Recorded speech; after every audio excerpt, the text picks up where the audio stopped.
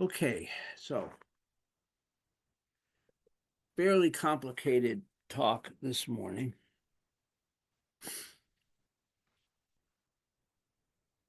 For those of you, benefit of those of you who are not here in Maine, about, I don't know, about a week ago, maybe we had it warmed up and it rained, and we had about 10 inches of snow here.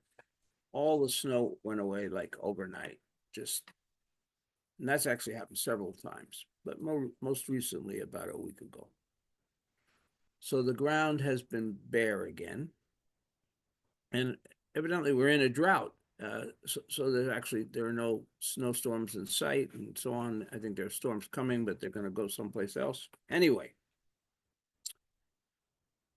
So I walked outside. I was going to talk on something a little different, and I walked outside this morning. I needed to bring some wood in spite of the fact that there's no snow. It's cold, and a snowflake drifted by, and then another, and another.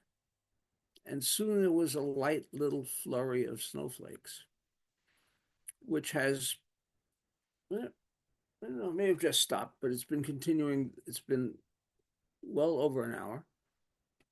And in spite of the fact that this is the lightest, gentlest snowfall, everything's almost white again, at least from what I can see sitting here. Surprising. So that reminded me of one of my favorite koans.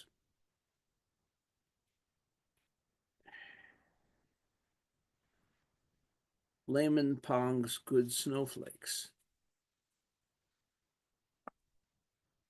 Now, Layman Pong is one of my favorite Zen characters. I've talked about that before. He's fascinating.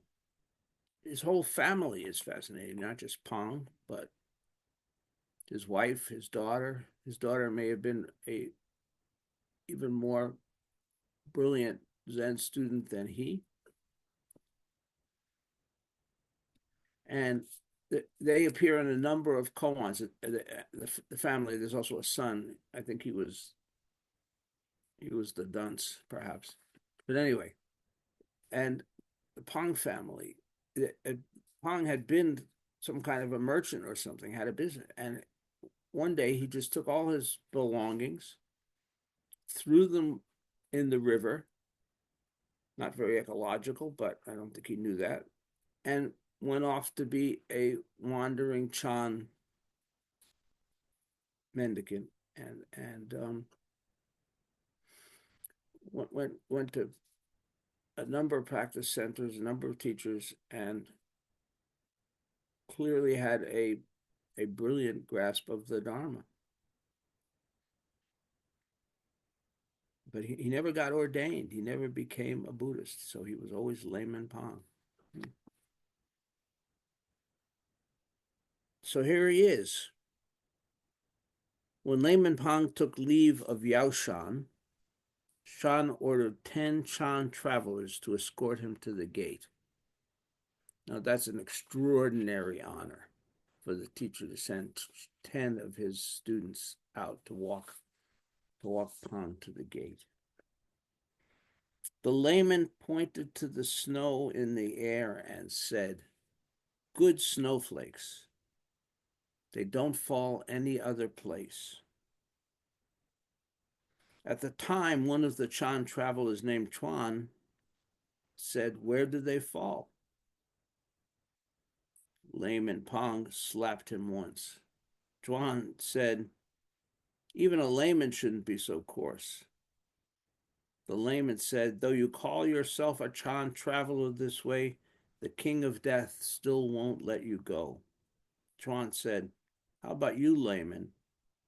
Again, the layman slapped him and said, "Your eyes are like a blind man. Your mouth speaks like a mute."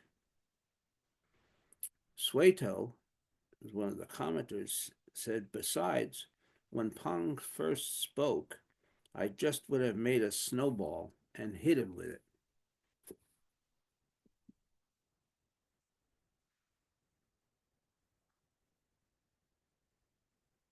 So this is a really fun little koan in my view. Not so much fun for the guy who got slapped around, but in a sense he deserved it. He totally missed what Pong was pointing to. As I see it, what Pong was pointing to was this moment, right here, right now, the freshness of those snowflakes falling right there. What's going on everywhere else is irrelevant. It's not there. They are there. The flakes are there. Period. End of story.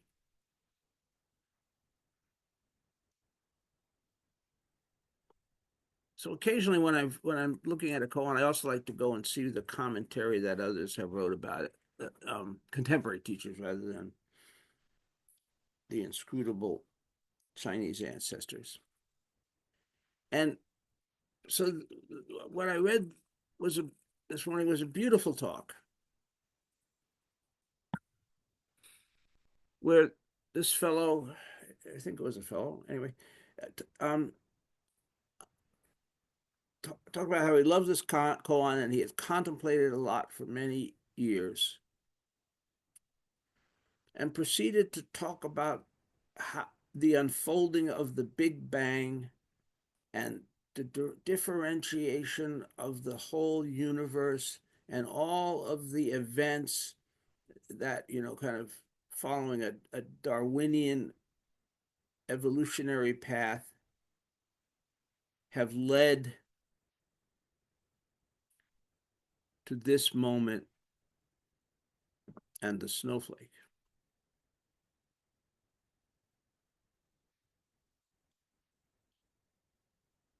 And while I sort of hate to be critical of another teacher, I'm thinking, is that what Layman Pong was pointing to? The Big Bang? The unfolding of the universe? The birth of the galaxies? If I were there, I would have hit him.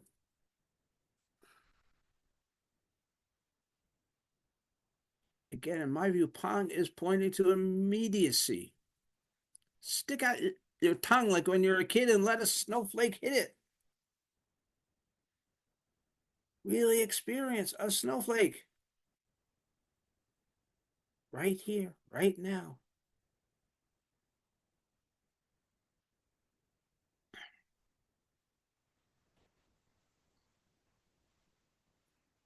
I mean, that person's explanation was very beautiful. It was very poetic. And there's a room for beautiful, poetic explanations. But I don't see it relative to Zen koans, which is something I've probably been guilty of myself. Because when you got to give koans on talks on koans, you want to make them interesting. You want to kind of weave stuff into them, and all of a sudden you're telling a story, a narrative that has nothing to do with the original. It's not even intent. Pong didn't have intent. He had a moment right there. And in that, and he captured that moment, and in the next moment it melted. That's the other thing where the beauty of snowflakes, right? Snowflakes, they only exist for an instant, a few moments, because they either melt or they get amalgamated into the great mass of snow if there's snow, but they're very ephemeral, just in this moment, and they're gone. That's the beauty of snowflakes. Part of it.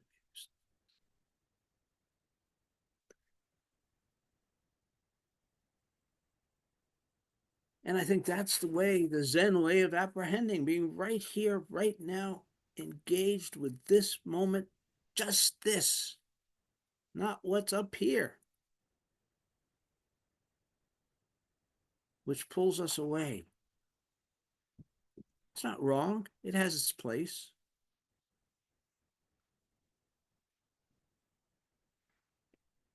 but it detracts. Reaching to get, I've got a couple of koan books here that I need to use this morning. Hmm.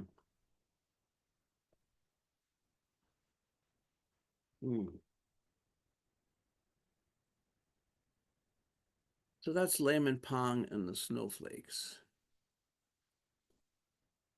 which actually is kind of a good segue into the other koan that I want to talk about this morning.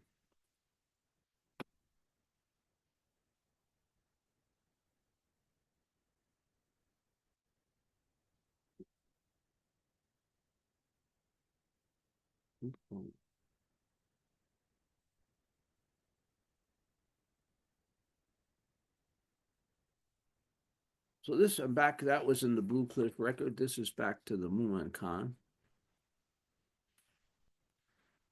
This koan is called Joshu Sees Through an Old Woman. A monk once asked an old woman, "What is the way to Taizan?" The old woman said, "Go straight on." After the monk had gone a few steps, she said, "This good, honest priest goes that way too." Later, a monk told Joshu about this. Joshu said, "Wait a bit, I will go and see through the old woman for you." The next day, he went and asked the same question, and the old woman also made the same reply. On returning, Joshu said to his disciples, "I have seen through the old woman of Taizan for you."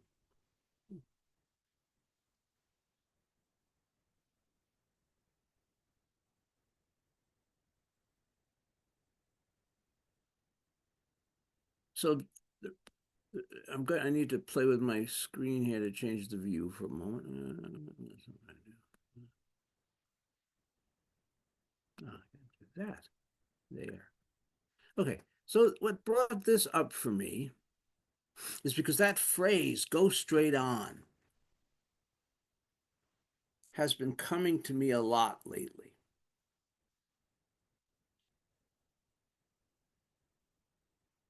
And you know how many teachers have sort of it's kind of like a catchphrase. It's like Rodney Dangerfield, "Take my wife, please." Well, a lot of Zen teachers have their little "take my wife, please" line. And I thought, well, that goes straight on. That's just been resonating with me.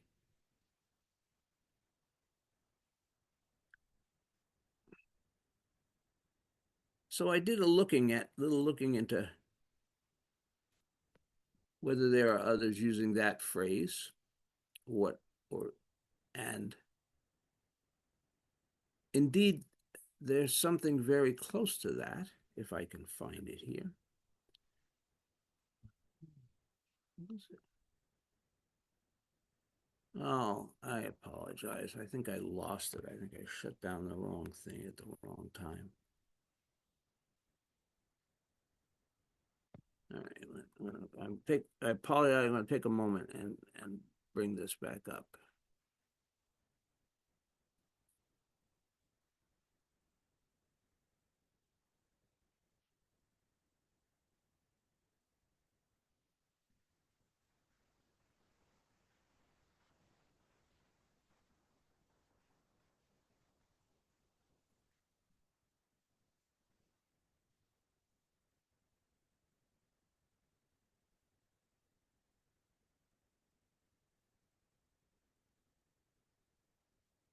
Yeah, well, I won't find the whole thing. I did, and which maybe it's not that important, but so you may many of you may know of Sung San Sanim, very famous Korean Zen teacher. He has a number of books and things that you can access. And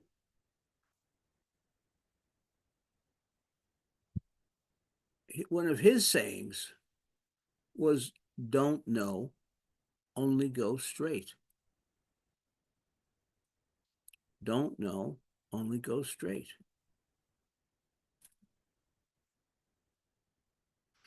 Which is very close to that "go straight on" phrase that appears in that in the koan. In fact, I think it's essentially the same thing.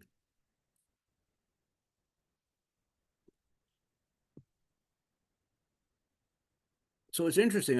The setting for this koan, the Taizan koan, is a fork in the road, right? And people are coming to Taizan, who's the teacher at the monastery somewhere above this spot. And these travelers are coming along and they're not sure which fork to take. And so and this woman stands there and they're asking her which way to Taizan. And then she says, go straight on. And whichever way they go, they're wrong because they're asking directions and she's asking Zen. She's testing their understanding. And I would imagine for the most part, they didn't get that for a lot of reasons, including the fact that this was an old woman standing by the road and they're on their way looking for a great Zen adept, and clearly they weren't facing one.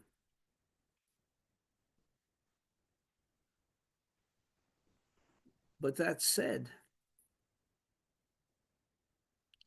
that phrase, go straight on, what does it tell us?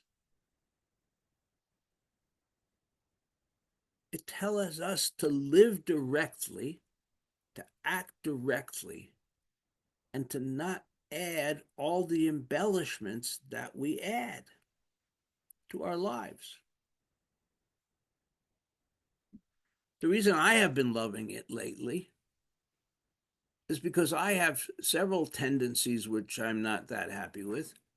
One of which is to procrastinate, and another is to kind of be a little fearful about up and coming events, things that, So when I'm contemplating the day in the morning and I'm having my coffee, it's like, oh crap, I gotta, call the bank, and oh crap, I gotta do this and that and the other thing. And that all can kind of weave in with the procrastination thing. And so what I'm saying to myself is go straight on. Ignore all that extraneous stuff. Live and act. Don't live up here. Move forward and do what's needed in the moment. And don't worry. Don't perseverate. Don't procrastinate. Just start putting one foot in front of the other. Well, guess what happens when I do that? A, I get stuff done. And B, the things that I thought were going to be problems resolved. They're not even there.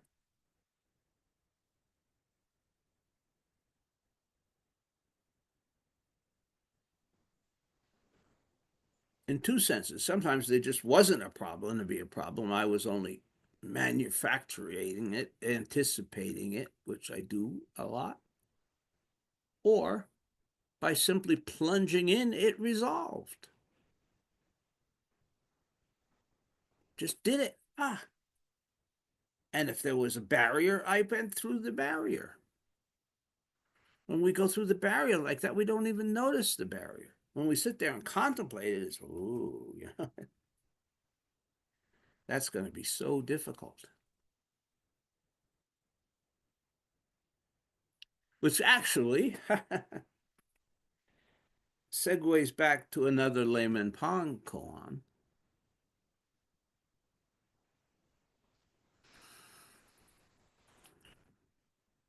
Oh gosh, which I can't replicate from memory, but I can tell you the gist of it.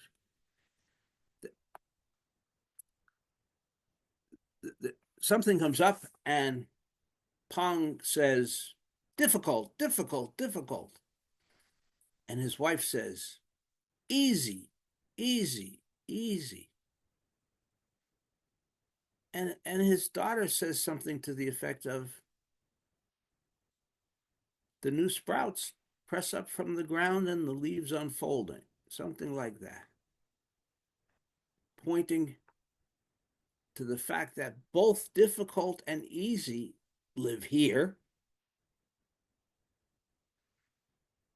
And the plant doesn't know anything about difficult and easy.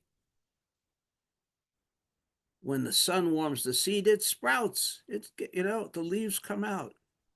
I've been reading about this. Science doesn't even know how this happens. It's very interesting.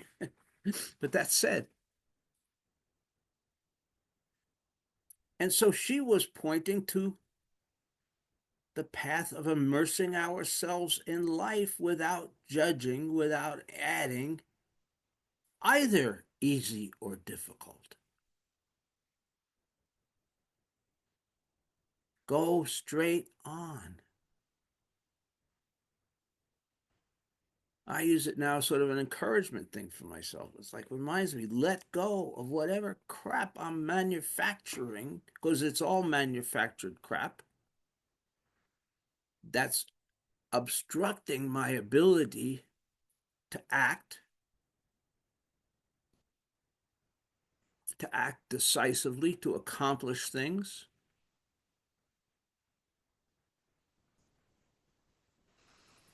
And it's so simple. I don't need a lot, there's all kinds of books on this. If on how to give up procrastination and act effectively and blah, blah, blah. Don't need a book.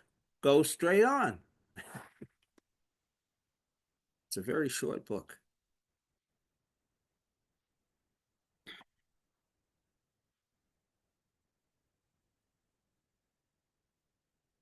And I think that's what Zen is asking us to do, to live our lives straight on, whatever's there. It might be a huge barrier. It might be cancer. It might be something really, really, really, really terrifying and problematic.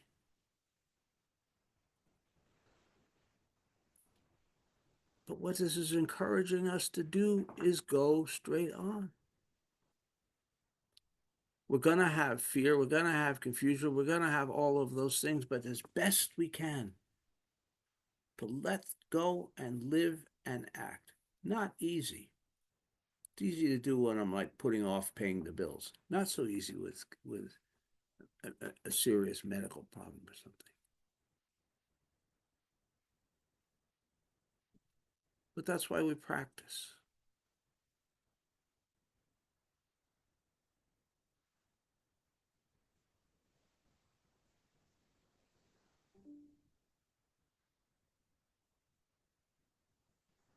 That's why we practice with the snowflakes.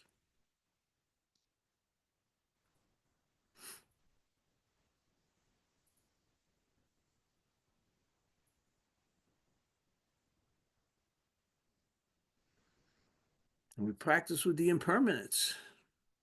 This little delightful little layer of snow is out there right now. The sun is coming out. Will it make it? Will that even be there by evening? Who knows?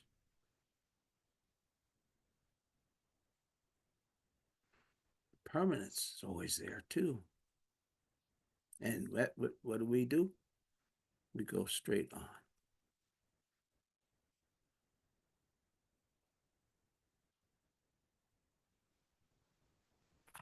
Thank you all.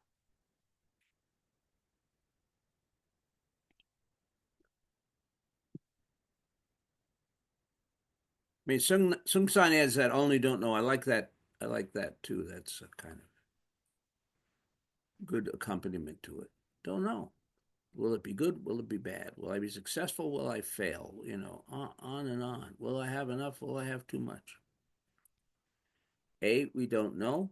B, we can seldom predict, and we obstruct our lives when we do that, as opposed to not knowing, just going forward.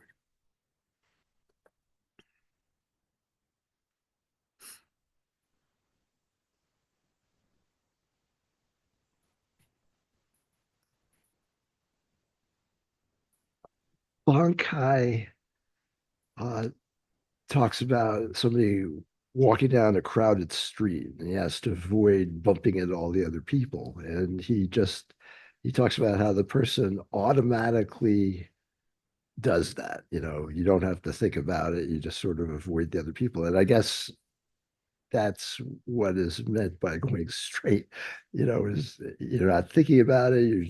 You might not actually go straight from the normal perspective, but you're sort of just doing what you have to do.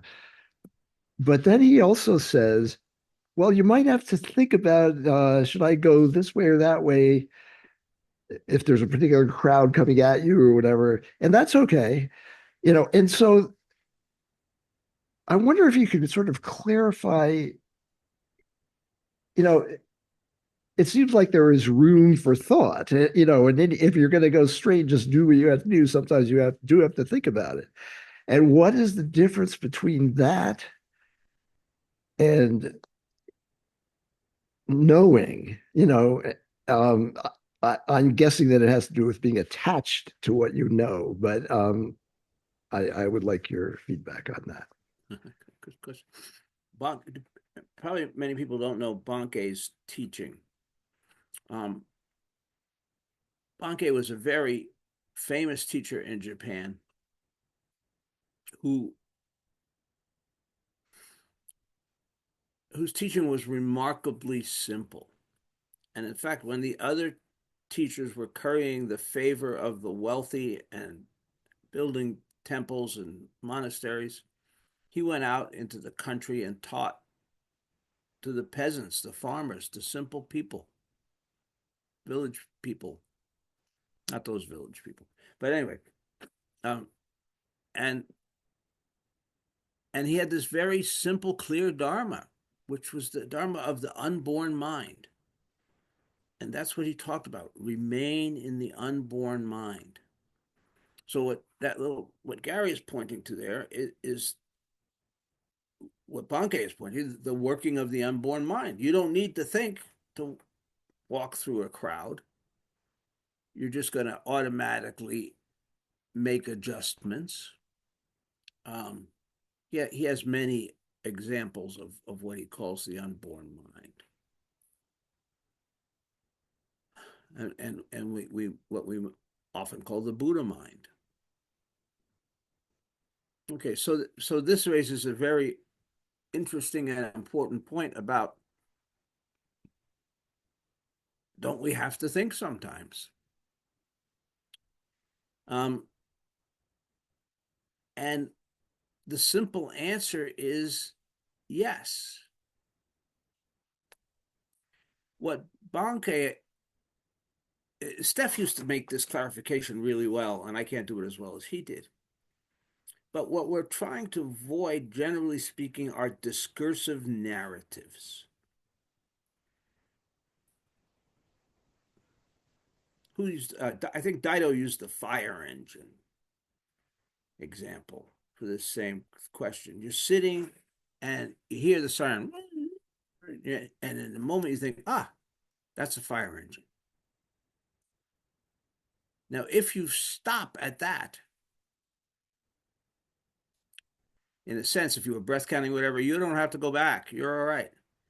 But what we typically do is that allow that to start a narrative chain. Oh, a fire engine. There must be a fire someplace. Maybe it's John's house down the street. You know, maybe I better run and look out the window and make sure everything's okay, so on and so forth. Now, some amount of time has passed, and I'm not focused on my practice, or if I'm walking down the street, I'm not focused on the moment. So if I need to have a momentary thought that says, oh, I better step around this guy, and then I'm right back to being focused on walking, on the day, on the snowflakes, then nothing tangible has been lost. I think Steph, Dido, oh, oh, the teachers that I've encountered and Banke feel that way. You have to, but it's not disruptive. The thing that's disruptive is when we get in our head and start the narrative.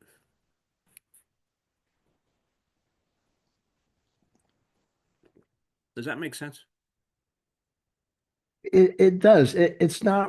what I would automatically think of from the phrase only don't know, because to me, knowing is kind of static. You sort of know something, and that's it seems kind of different from the discursive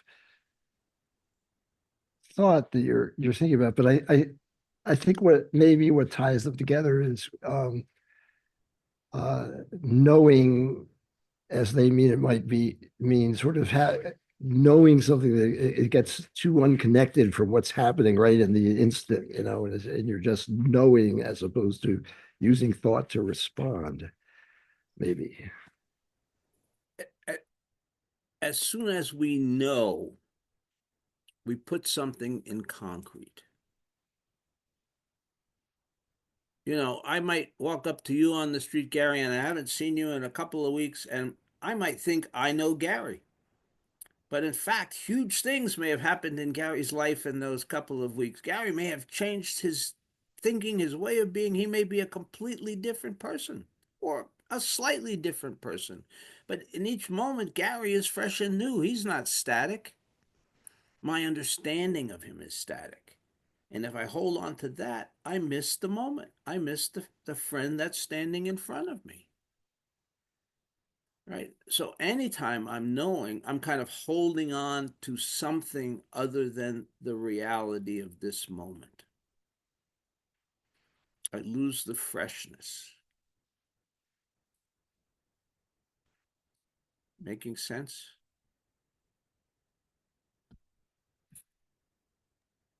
It seems, I don't know if this helps.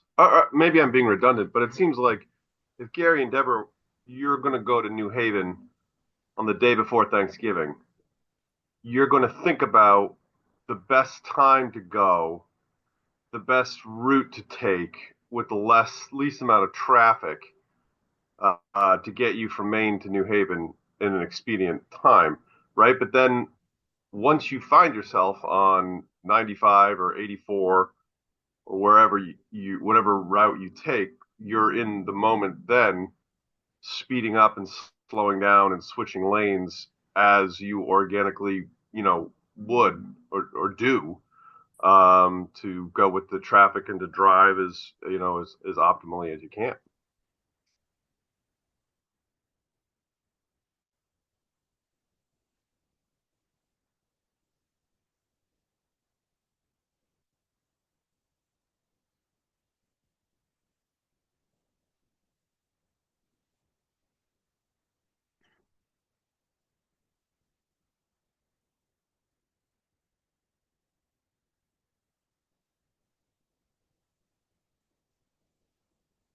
I often question myself because I sometimes think my understanding of the Dharma is way too simple. And I see other teachers offering, and when I read the koans, the commentaries on the koan, holy cow, did they read the same koan that I did? And so what seems simple and clear to me, may not be so simple and clear. I second guess myself like that a lot. That's why I read this other guy's talk this morning.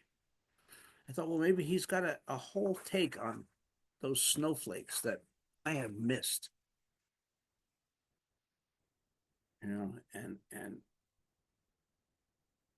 in this case, I feel kind of reaffirmed, and frankly, Banke is even simpler than I am. Just remain in the unborn. Don't worry about everything else. you know, like and he was considered a great teacher whose teaching has persisted through the ages. But it's almost a contrarian perspective. Banke didn't tell you what books you needed to read. If you read his Dharma talks, there are collections of his Dharma talks. They're almost word for word identical. In a sense, reading a book of Banke is a little boring because he's got to remain in the unborn, remain in the unborn, which he says many different ways and different examples. The crows are one, right, that he uses. He says, if you're sitting here, listening to Peter talk and a crow crows outside, you know that it's a crow. You don't have to, and that's this kind of, I think what Dogen would call thinking non-thinking. There's an awareness that it's a crow,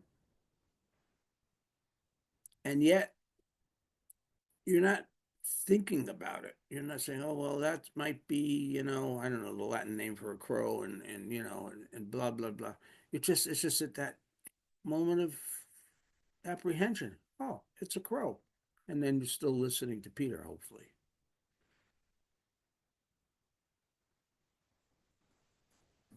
It seems like maybe the difference, or part of the difference, is that we get into sort of thinking for its own sake. It's like it becomes its own little dust bunny or whatever it's called, and losing responding to the world.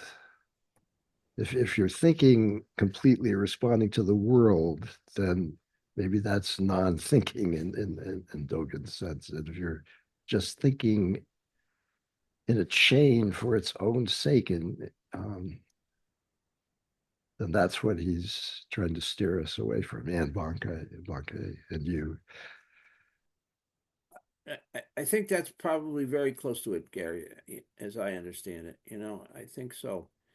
Um, because you can't have no thought. And then the other thing is there's times that we deliberately think. I think a lot. I think preparing a talk. I think reading a book. I think,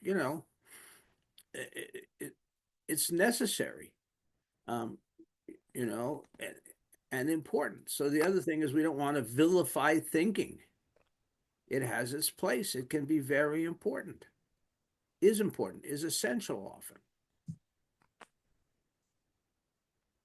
But that's when thinking is my object, not, let's say, walking. If I'm walking on a beautiful day and I'm off thinking, I'm distracting myself from the immediacy of that moment, of that thing. Whereas if my goal is thinking, and then I start thinking about dinner, now I'm distracting myself. So it's always staying with our intention. It's not the thinking that's the error.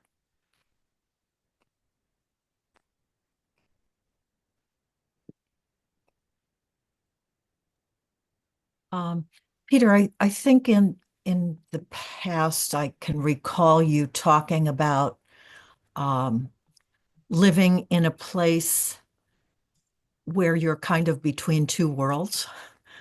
Um, and so you are present to everything that's there, but something comes up and you need to attend to it and you need to think about it, but you don't want to go too deeply into where you get lost. You want to stay close to that line where you can get back to really being present.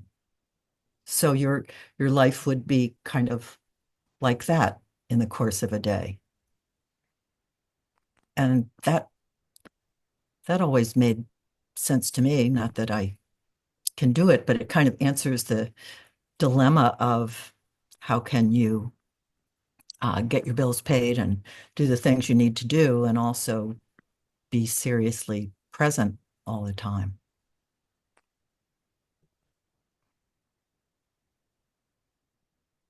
Okay, well, there's a few things I want to respond to there. If I said two worlds, I was wrong. There's one world. No, you didn't. That's my take on it. Okay. You did not say that. Sorry. That was That's how okay. I interpreted it. That's okay. I am frequently wrong, so that's one less. Hey, I'm going to celebrate this afternoon. Okay, but that said, um, I gosh, we I think the answer is we always want to be present to the thing that we want to be present to. And that sounds a little like gobbledygook, but not. So I might be preparing this to talk this morning, and I do a lot of things, blah blah blah, preparing to talk, and then all of a sudden the snowflakes fall.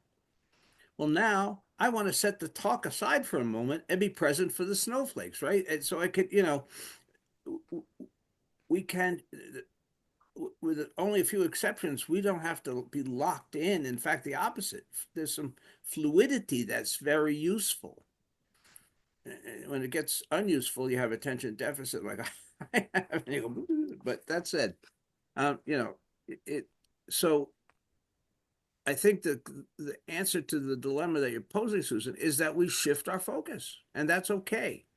If I'm reading a book and I don't know, Willie's barking at something outside, I stop focusing on the reading and I focus on Willie and whatever he's barking at outside. And then I come back to the book. I mean, that's a little dance that we do fairly often here. Um, I don't know if I'm answering the question I get, but does that make sense?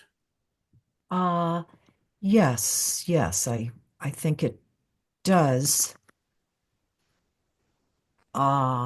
It's a little different than not knowing Banke's be in the unborn mind, No, but maybe it's not. If you're reading the book, your unborn mind is totally focused.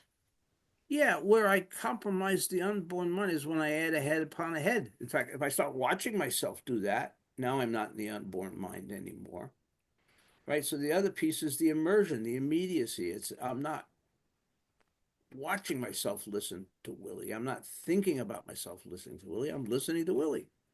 And then I'm not watching myself read the book. I'm not thinking about myself read the book. I read the book. Yes.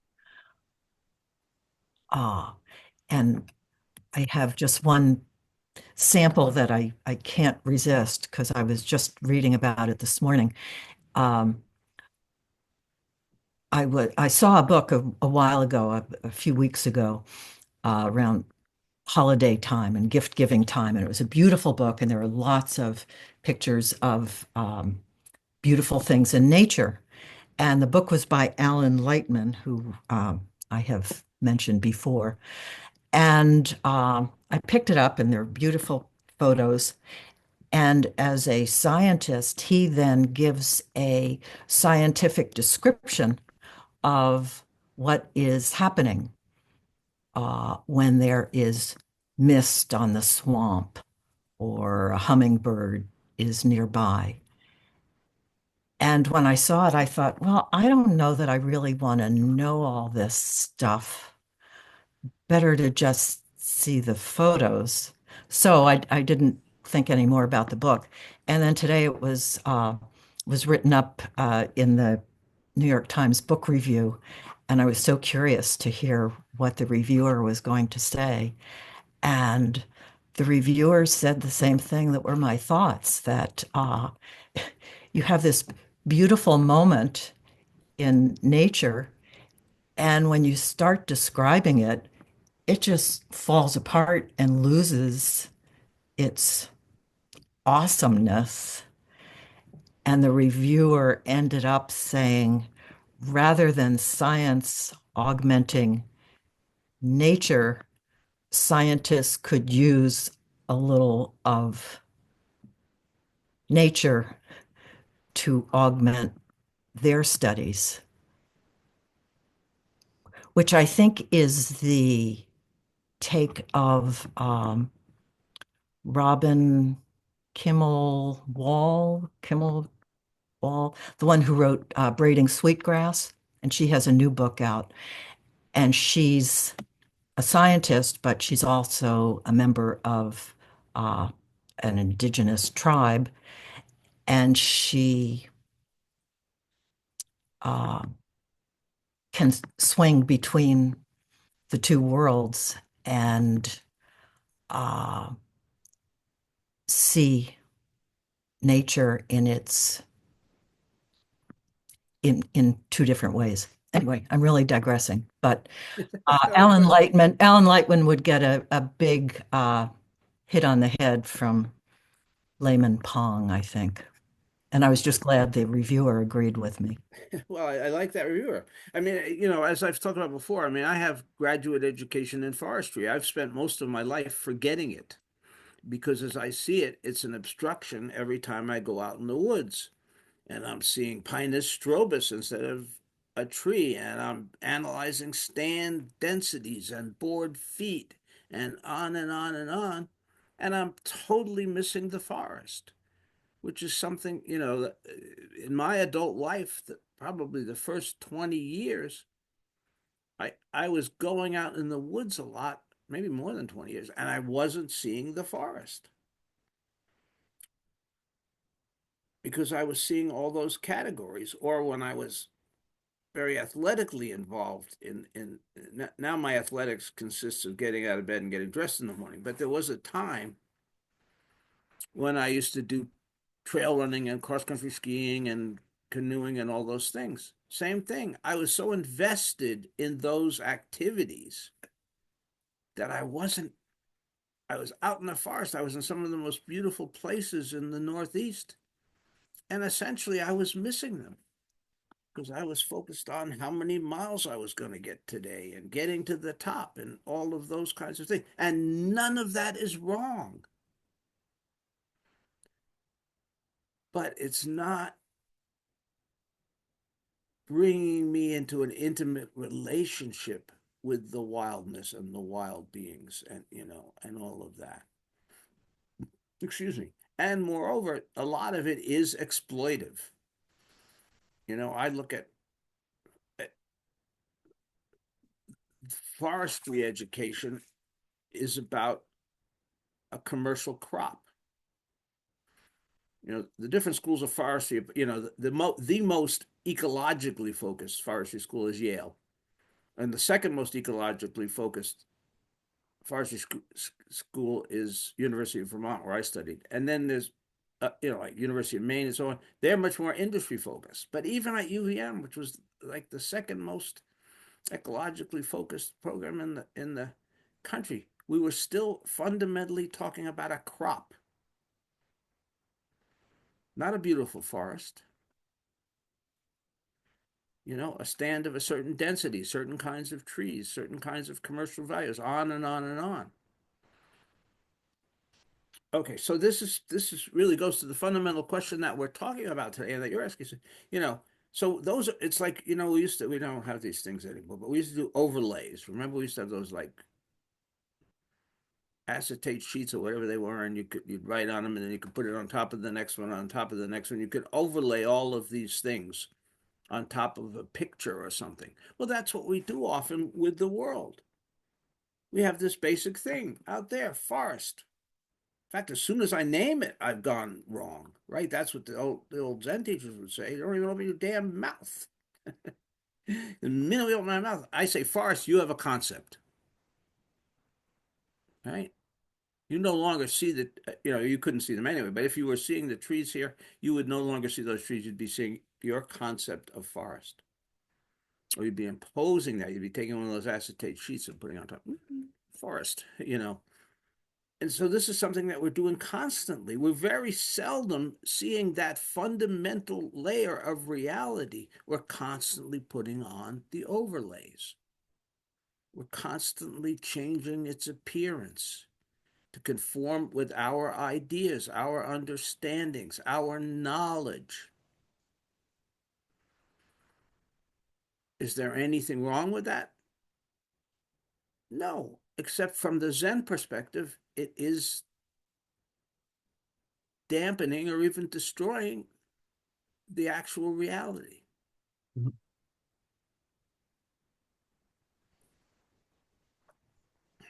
Peter, as you probably are aware, Henry David Thoreau has a little quip somewhere in Walden he says, if a person goes into the woods and just to contemplate the woods, as you were kind of referring, he's considered a knockabout and lazy. If he goes into the woods to consider board feet and the value, he's considered industrious. And I think it's from what you're saying, part of me makes part part of what you're saying makes me think of these overlays, and just being aware of them. In this instance, it's sort of a overlay that society or culture or capitalism, however you want to label it, wants to place on us. And I guess the question is, how much agency do we have to reject that? To me, that seems sort of essential to the practice. I agree absolutely. Some of the overlays are relatively benign or not even, very significant. But when you talk about commodification, which is one of our most common overlays, and it's an incredibly destructive one, right? That's what allows us to take that forest out there, and cut it all down. So, as I travel around the countryside here, that's what some of my neighbors are doing. I mean, they're not bad people, but but once you take that tree that's a living being and you turn it into board feet, then you can cut it for $1. That's the commodification aspect. You're not cutting it because you're trying to prevent wildfires. You're not cutting it, for any of the, because it's going to fall on your house. You're cutting it to make $1. It's a commodity. And that's what we've done with the whole natural world. You know, we've given ourselves the right to exploit the natural world by turning it into a commodity. So these overlays can be very pernicious in some instances, and in some instances they're benign.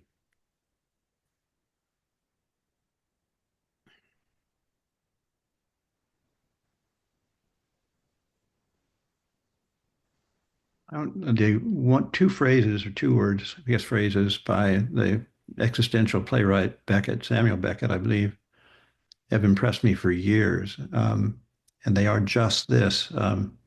I can't go on, I'll go on. Say it again, please, Cal. I can't go on, I'll go on. And that hits me in the face so often when I'm really struggling. Um, it sounds very existential, and it certainly is, but I think it's right to the point. You simply go on. And the second thing that hits me is a poem, if I can be free to do this, which to me is really a kind of haiku, visual haiku by an American poet. And it comes to me as you're talking a lot because of that instantaneous moment of kind of totality. And it is this: much is expected of the red wheelbarrow glazed with ice beside the white chickens. It's just so incredibly immediate. It's a kind of totality visually. And I have those moments, and they're very precious. So it's a kind of totality where your mind doesn't go anywhere. It just encapsulates. Um, anyway, thanks for forbearing this, but it was in my mind. No, thank you. You're spot on. So don't apologize. That's the beautiful sunset, right? Everybody has had that experience where they're out and all of a sudden the sunset is magnificent, the purple's orange, blah blah blah, and they freeze, right? It's like that moment of you know. But that's the moment of the pure experience. We haven't added anything to it yet.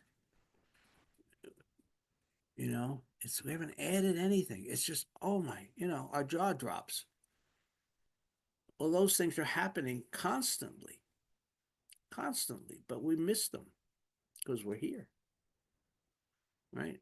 And it takes the magnificent sunset is that, but it's like, like that's like the nuclear option. It's like we can't wake up until we get the nuclear thing, as opposed to waking up to the ant, waking up to the leaf trembling in the breeze,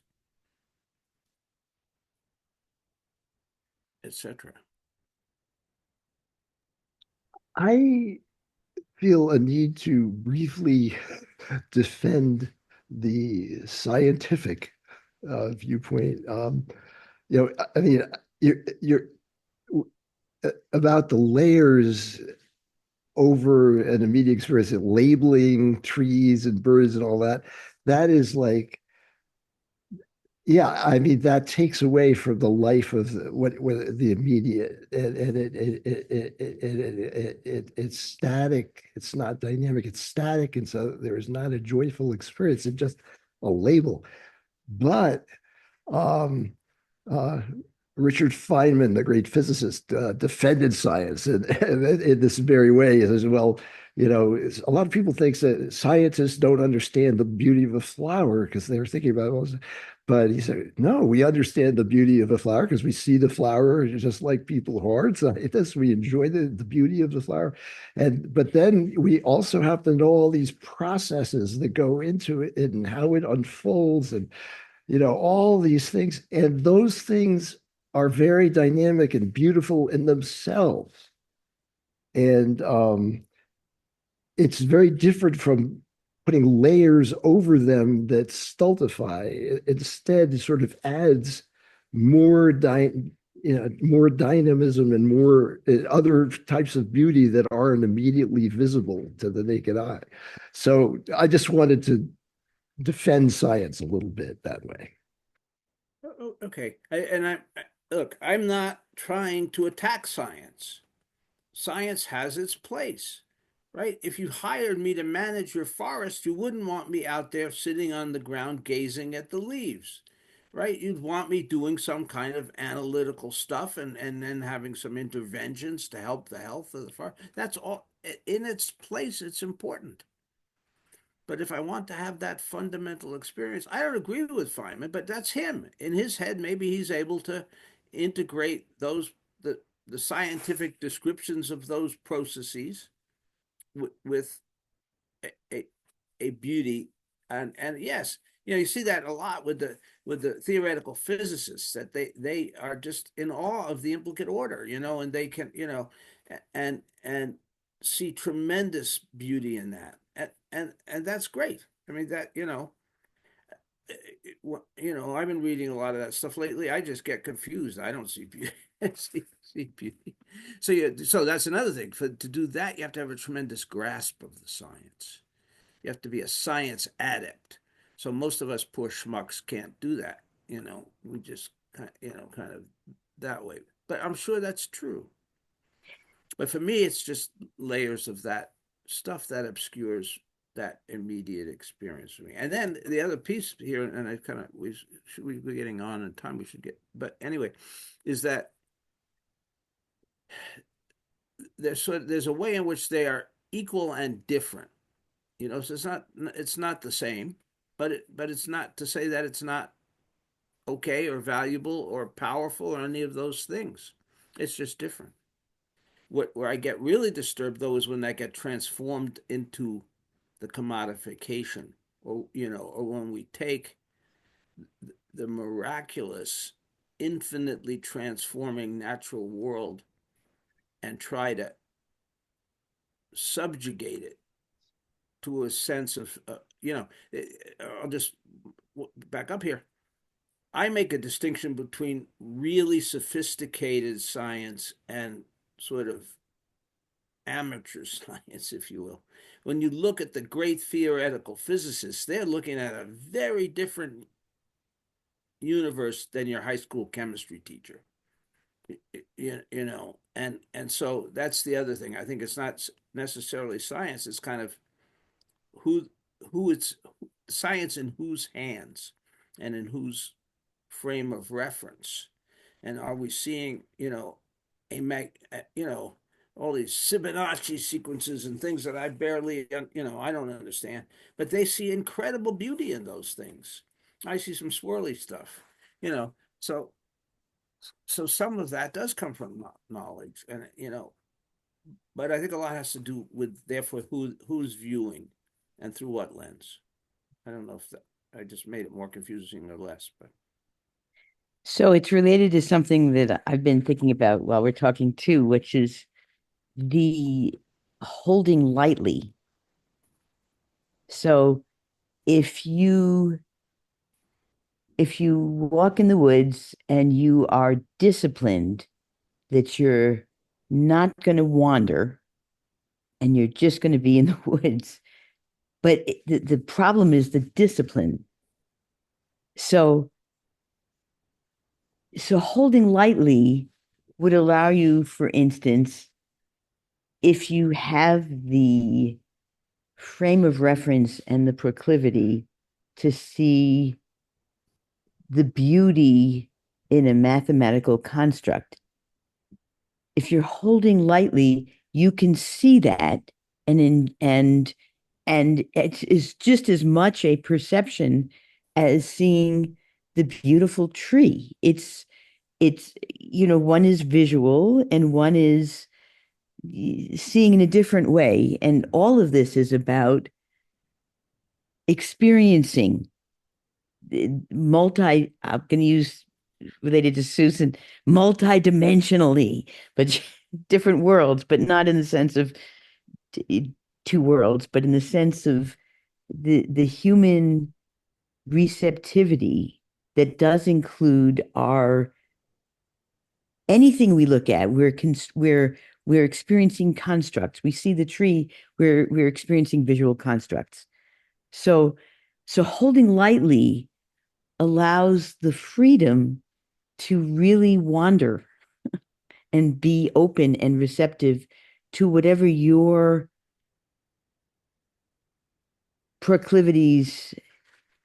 available proclivities and experiences are. I hope that makes sense. And it could be math. And it could be If I math. was a math major, I loved, pure math. It's very beautiful. Yes. I mean, again, I come back to if it's the immediate experience. Like someone with a math background may look at the mollusk and see a Fibonacci sequence, and that's their immediate experience of the mollusk. Whereas I just see a bunch of swirly things, and I would have to do a lot of abstraction to get from the swirly things to the number sequence, and so I think it's true in terms of who the person is and what their background and understanding is how whether it's the immediate experience or not, or whether it's several layers of abstraction. And the fact that I rarely got above a C in math tells you where I fall on that. But even walking in the woods, it feels like the aliveness of the moment, the gifting of that includes the willingness to hold lightly, not, I don't know. I mean, you're letting go, but somehow the freshness is in holding everything lightly somehow. Well, if I understand, I might be using holding lightly differently than you, but um, as soon as we hold tight, we freeze. Right. Nothing is static. It's changing as we're looking at it. It's changing and so on and so forth. So, and that's kind of you're calling holding lightly. I might say not knowing, but I think we're talking about not stifling the reality of whatever it is that we're encountering.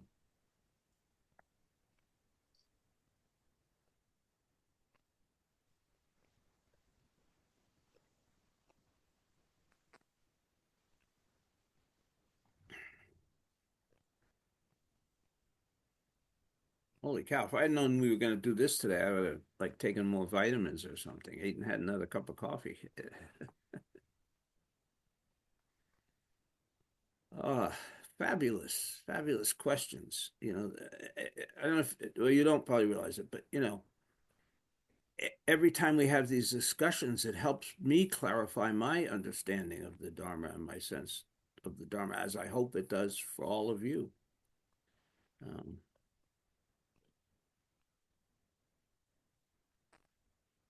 and back to Banke, and yet it's very simple, you know. So both things.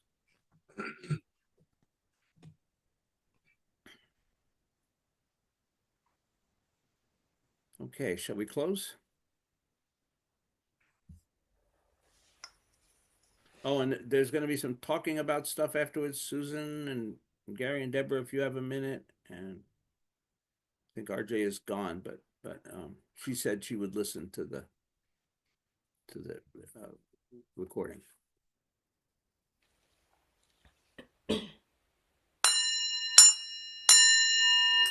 Creations are numberless. I vow to free them. Delusions are inexhaustible. I vow to put an end to them. Reality is boundless. I vow to perceive it. The enlightened way is unsurpassable. I vow to embody it. Creations are numberless. I vow to free them. Delusions are inexhaustible. I vow to put an end to them. Reality is boundless. I vow to perceive it. The enlightened way is unsurpassable. I vow to embody it. Creations are numberless. I vow to free them. Delusions are inexhaustible. I vow to put an end to them. Reality is boundless. I vow to perceive it. The enlightened way is unsurpassable. I vow to embody it.